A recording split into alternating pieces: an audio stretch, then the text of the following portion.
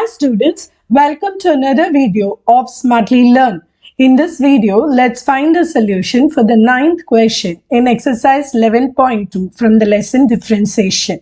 Find the derivative of the following functions. There are two subdivisions. So first let's start with the first one, x minus a the whole thing by x minus b. So this is of the form u by v. So differentiation of u by v will be v u dash minus u v dash the whole thing divided by v squared. So let's find out what is u dash, v dash and substitute here. So u is the numerator. So u is equal to x minus a. Differentiation of u is just 1 because differentiation of x is 1. A is a constant. So on differentiation it vanishes. Now for v is going to be x minus b. So v dash is also going to be just 1.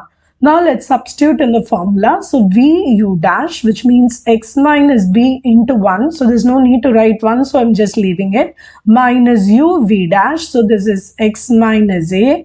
The whole thing divided by x minus b, the whole squared. So now we can expand the numerator. So this is going to become x minus b minus x plus a because minus of minus. So the whole thing divided by x minus b, the whole squared.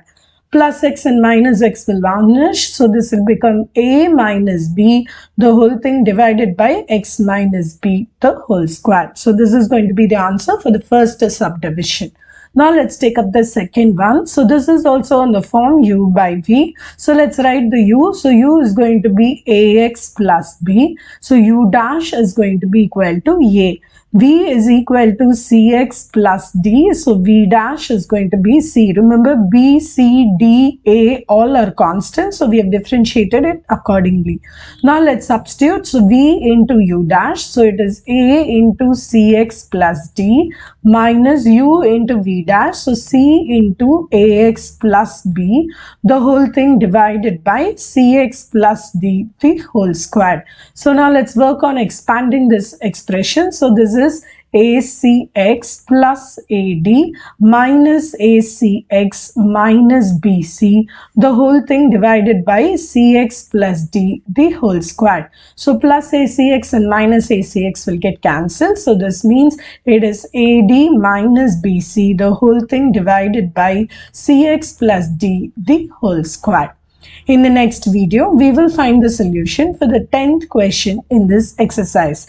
Please subscribe to my channel for more such videos. I'm looking forward to seeing you in my next one. Bye.